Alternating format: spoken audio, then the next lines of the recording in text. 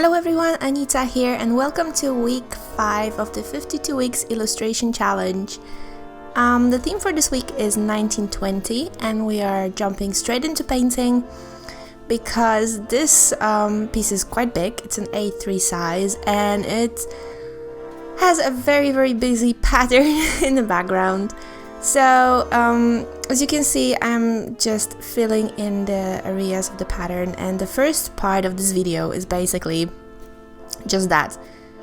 It took a total of 3 hours to actually fill all that in, and I've combined it into a little a time-lapse of a time-lapse, I suppose, just to let you see how much it actually took, but there was nothing really interesting to it. It's just filling in flat surfaces. If you've seen it once, you've seen it any other time. And it was really tedious work, very annoying, very frustrating. But yeah, it's just something that had to be done. And so I had a nice video put in the background and or music later on, and I was just filling in the areas. As you can see, it's taking quite a lot of time, even on pretty pretty fast video. Originally I wanted to actually put the whole process, the whole background painting process, but even sped up to the maximum that's my editing software is allowing me to do, without, making rendering times completely obnoxious. Even then, it took almost 15 minutes to actually completely finish it. So I figured, okay, it was boring to watch. It's boring even now. It takes only 4 minutes, I believe. A little bit less than that even, and it's still very tiring to watch. But that's what painting tends to be. Perhaps if I've done any other pattern, but this painting is inspired by Art Deco a lot, and Art Deco is very, at least the part I like mostly. I'm not really that familiar with art styles, and I wouldn't be able to tell exactly from the actual art history point of view what it was about. But what I like about Art Deco are these very nice free flowing natural shapes, and so I've made up a little pattern. And perhaps if the pattern was actually straight, it would be much easier to paint, but because of all the half circles it was pretty tedious. So I've purchased a light box recently for drawing, and that's the only reason I could have made this pattern, because this pattern actually I've created in Photoshop. I've googled first a few patterns, and then I chose the one I like the most, and I made my own version of it, and then I printed it out with the sketch, because I have enlarged the sketch as well. And yeah, and then I copied it onto the actual watercolor paper. It's amazing. I love the light box already. It will make my life just that much easier. So here, another flat surface. Surprise. This painting is really just a flat surface after flat surface. So but here I'm actually using the Ecoline concentrated watercolor to get this really rich dark blue. I absolutely love this color. Thinking back, I should have done this at the very end, because since this paint is so concentrated, every time I touched any other paint to the blue surface, this paint would run like crazy. Even after being dry, even after I've put some white details on it, it would just completely run like crazy, even at every single gentle touch. And it's okay, it's quite fine. I didn't expect it because I've never worked with this particular color before. I just tried it out. I never really mixed it with anything else, except, just using different shades of the same color. So it was a surprise, but I loved the effect, so I just rolled with it and tried to make the best out of it. Here we're painting the hair, another flat surface, surprise. I really like the combination of orange, of this yellowish orange really, It's much more orange in the actual painting in the real life. I really love the combination of orange and blue, especially red heads and blue clothing. It's just absolutely amazing. I always wanted to have red hair. I do not have the features for it. Even if I dye my hair, I'm too pink. So this is one of those dreams that will never happen. But I absolutely love drawing red heads, as you probably noticed. So that was right. Once I decided on the blue dress, red hair was just something that needed to happen as well.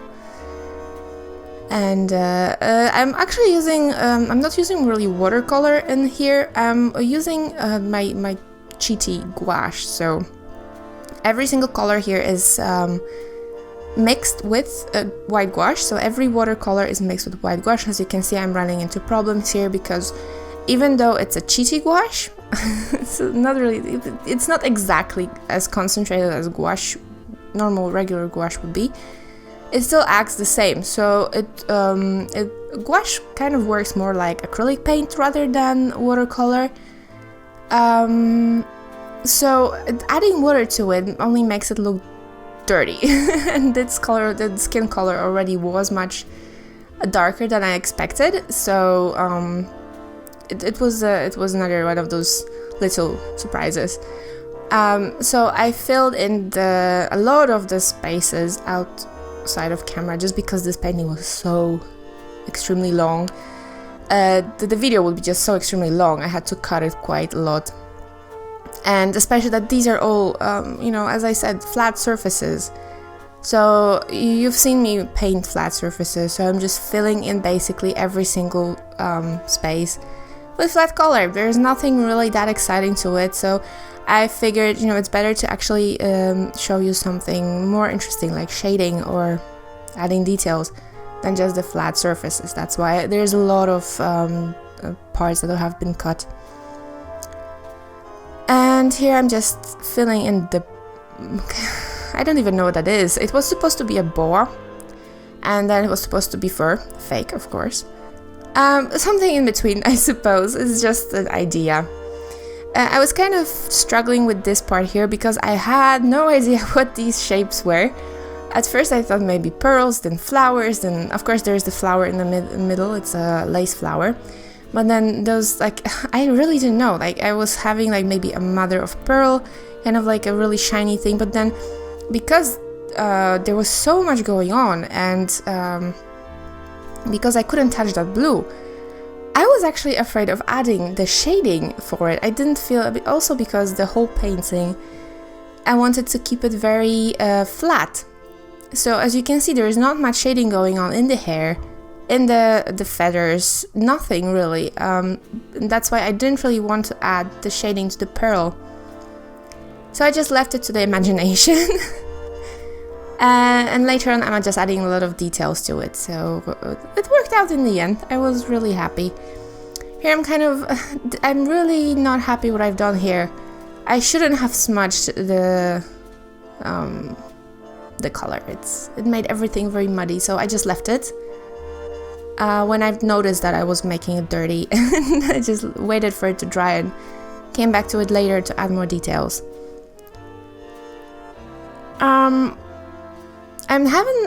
As I said, I'm not adding very much shading anywhere except for the skin, pretty much. Just because I really like drawing faces. And drawing with colored pencils on top of the cheating gouache, and any gouache to begin with, is really, really nice. And adding white paint to watercolor makes it, very powdery. It's completely not opaque, but it has it's not as translucent as normal watercolor, and is not as slick. It creates a really nice tooth to the paper. So adding any kind of a colored pencil or soft pastel, it really makes it much more easier. So I always take advantage of that and use colored pencils on top. Just because you can't really, at least my style of painting does not fit with regular gouache. shading, because if you put another layer on top of regular gouache, it's going to lift the paint, and there is no... You can, of course, put another layer on top of it, and there's a lot of very successful artists who use gouache and make amazing things with it. It just doesn't work for me. So I prefer to do these kind of technique instead, where I have more control over what's happening on the paper. I am planning to invest into the acrylic gouache. I've heard a lot of good things about it, but they're really expensive. So maybe one day. I'm really looking forward to it. I really like gouache. It's perfect for my style of painting. It's perfectly opaque, flat, matte. It's just beautiful. So cheaty gouache is quite... I don't really like... I like the way gouache looks. I don't like to paint with gouache. And the cheaty gouache, just mixing watercolor with white gouache, is the closest I will get to using regular gouache. So, and I use it quite a lot. And here I'm just working on the lips a bit. As I said, I'm actually catching myself on trying to add more details, and I stopped. At that point, as you can see, I stopped adding colored pencil. I just went over it with a little bit of the Copic marker, and then just added lines, because I really didn't want it to be too shaded. I wanted, because if you make one thing very shaded, and then you will have to do the rest, because this one thing will just stand out too much. So usually the only exception to that rule, to me personally, are the eyes. I really like when they're shaded. It doesn't matter where, they have to be shaded. So, but I didn't want to do too much. This face is really weird when I look at it now. I lost the middle balance somewhere, but it's pleasing to the eye to me, so in the end, so that's okay. You have to roll with it. If you're painting, you know, mistakes happen. The sketch underneath gets kind of washed out. You're not paying attention to everything all the time. It's just, you know, and roll with it. Be happy with what you're doing, especially with a tedious painting like this one. It's actually really tiring to paint a big, boring painting like this one. And by boring, I mean, you know, there's a lot of those flat surfaces that need to be filled. And painting flat surfaces is really, really boring.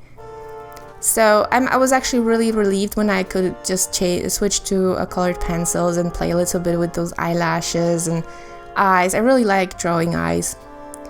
Once again, I'm adding detail, but I'm trying not to add too much. So just eyelashes. There's not really any shading around the eyes for the same reason. Just I felt it would be too much, and I'm happy I didn't add more. I'm really satisfied. Also because once I start adding white details, it also makes it really busy. So and here I'm filling the eyes with the same blue color, and I've done as 2 layers on every single surface. So every single layer of blue, as you can see, this was 1 layer. Compared to the dress, it's much lighter, and I'm adding another layer. And I've done every single thing except this one off camera, because it would just take too much time. And yeah, it's a very beautiful blue. I love it. If it wasn't that much of a pain to use, I will probably use it more often. Kind of ruined things for me in the end, because I had a bit of a different idea for this dress. As you know, I layer everything on top. So I would paint one color and then add another color on top. I will tell you about it in a second. And here I'm just adding a little details to the lace. I didn't plan it in the beginning, but I really like this effect. The dots, I think, make just add a little bit of something to the lace. And I also try to repeat it everywhere. Every single piece of lace will have that dot, because when you add something, anything, color or detail, try to repeat it somewhere else. Well, of course, there are the exceptions to every rule, but in general, once you repeat it, it kind of makes ties itself into the painting. It makes it look like it belongs more like it was planned. So even if I just get an idea in the middle of painting, I will repeat it, the same idea somewhere else, just to tie it in. So when I was thinking about these shapes, I knew that I probably wanted to do the same coloring style with the pearl strings that are on the girl's neck and on the little bracelet. And because those are so little, I didn't even have to add any shading to it. I just outlined everything and it was enough.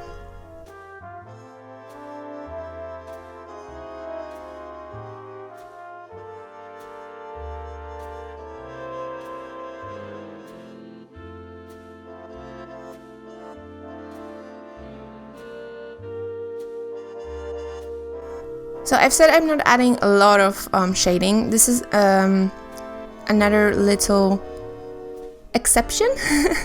It's not much shading, it's just I wanted to add something a little bit more to the fabric. I wanted it to feel a bit more velvety and rich. And so I've added just a little bit of shading and nothing fancy. It's just kind of like a gradient with just black, I'm sorry, with a black colored pencil. And it made it look really, really like midnight. It made me feel like this was a real party dress. And so I'm adding those little sparkles. This is actually supposed to be glitter, and this is the first moment I've noticed that the paint will cause me more trouble than I thought, the blue paint.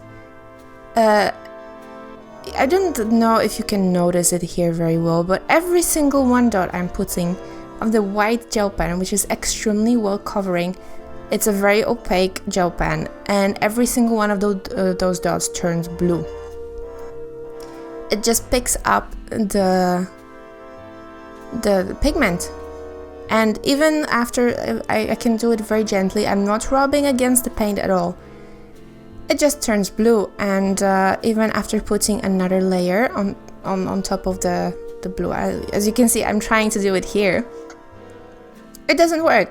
This one also eventually turns blue. I suppose if I put a few more layers. I was also thinking, I was really tired at that point. It was very late already, so I didn't do it. But if you probably at the very end seal the whole painting, just put a fixative or something and then add a little bit more of the white dots on top, it would definitely work better. But I didn't do it, so. And here I'm just adding a white outline, black outlines to the white pearls, and when I saw it I was like, yeah, that's enough. That's actually plenty. They look exactly the way I wanted them to, and they don't need any shading. So I was really happy. I kind of didn't know what to do. I wasn't sure what this thing was she was holding. Of course, officially, like this would be the little pipe or a cigarette extension that women used during, I don't even know if it was during that time. It was just something that I really wanted to add. It felt very fitting with the scene. And now that I'm thinking, yes, they used that. But I also really liked the style I've used. It made kind of seem the legs are very awkward because I really wanted the arms and every single, like, the fingers be very spidery. If you're familiar with Japanese manga and you've ever read Exholic, you'll probably know the main character Yuko, and the style is also very spidery, and that's kind of what inspired me. I had the same idea in mind, like the very elongated arms, legs. It makes the legs look very, very awkward because this dress is actually only like a thigh long, and here it looks like it's over the knees. It's okay, I didn't mind in the end. It's just something, you know, that happens. The other leg was kind of covered by the boa, I suppose. So yeah, it looked awkward, but there was this. So the dress was the main feature of the picture, so it didn't really bother me that all the details that I've put there were not visible. I'm shading the dress a little bit, just a little bit, just to add the fabric. It's not even shading of the figure, It's shading of the fabric itself. I wanted it to be like velvety, very rich, soft fabric with a sheen to it. And yeah, so the problem I've run into, as you know, I paint in layers, and this dress was supposed to be printed in zeppelins. And the zeppelins were supposed to be white. Now, since I couldn't really paint anything on top of this blue, and once again I could have used a fixative, probably. It would probably work, but it was really late at this time. This was probably around 2 a.m. already, and I was really tired. So I've decided, you know what, it's okay. I don't really mind. There's so much going on in the background, and the lace and the pearls. And I was still, at the time, you know, I wanted the boa to be feathery. So I decided to just use a black fine liner to kind of outline the zeppelins. And in the original, and probably I might actually use a golden pen to finish it off. This was my original idea, to use a lot of golden details in the finished picture, but once again it was taking so much time that I didn't want to invest even more. And I really liked the final effect, so I wasn't sure if I wanted to potentially ruin it with adding the gold. You never know, you know, when you're painting digitally, you kind of have the opportunity to you know, cancel what you've done. With originals it's a little bit more tricky, I mean, with traditional painting. So I might dare to still do it, I don't know.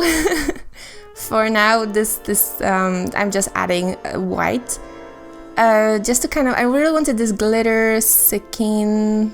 Is that even a word? Sakin? In some language it probably works. So I'm adding all the glitters, and also a little bit on top of the zeppelins to kind of outline them. As you can see, they are a little bit visible. It's not that they're completely, you know, that they're disappeared. And I like that actually a lot. I like that, you know, they're just barely there. They're not too much in your face, and because with everything already on the picture, I would be afraid of it becoming too busy, I suppose. You can put it this way, that's what I mean. So I'm happy, and it's something I've never done before either. All of those dots, of course, turned blue. Once again, I'm going to come back probably later once I've used the fixative on it, and just repeat all the dots. But yeah, I'm actually quite happy. And here I'm adding the fur/feathers. I'm still not sure what this is. Probably some kind of faux fur. It's of course not real fur. I don't have any idea who would wear real fur. It's just blah. But yeah, so I'm adding those little like wiggly lines, trying to remember what direction the fur would flow. And I'm just working my way down, just adding. It's straight from the pan, the dark gray. I know, Payne's gray, I think that's the name.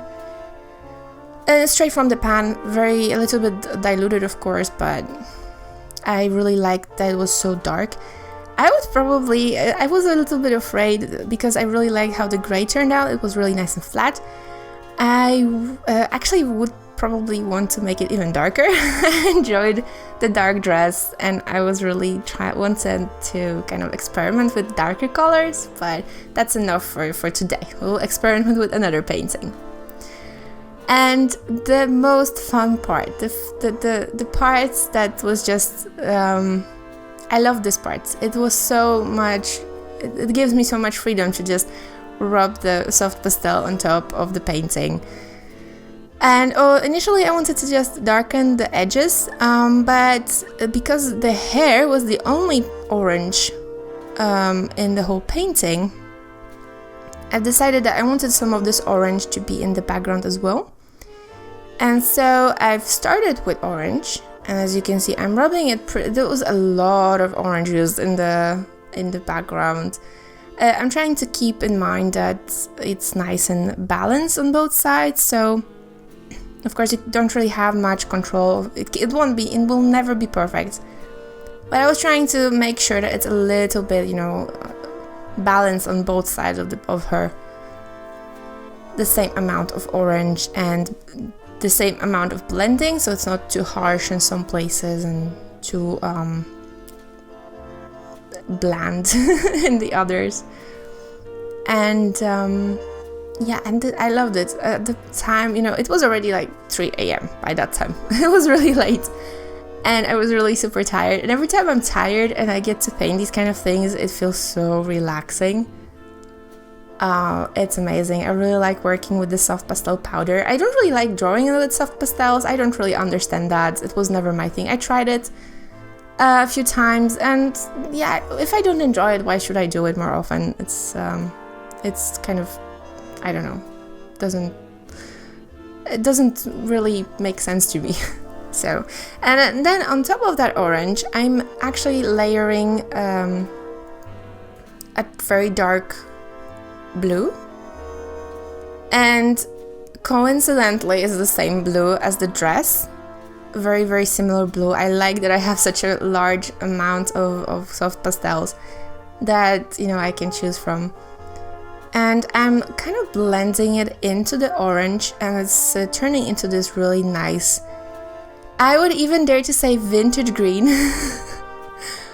It made it look really, really retro. It really what I wanted. It was not planned at all. It's another very happy accident, very happy accident. But it's really tied it together. I love adding this kind of blending to the painting.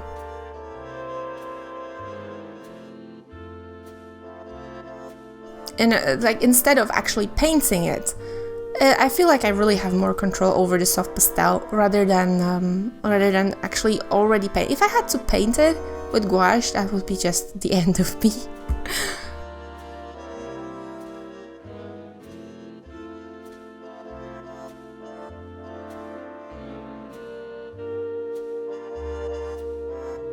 And that's it, that's the finished painting. If you would like to see more details, you can head to my Facebook page. I have made some detailed shots over there. And I've also added a lot of white to the painting, white outlines and other little details. But that's pretty much it. I will see you later. Bye!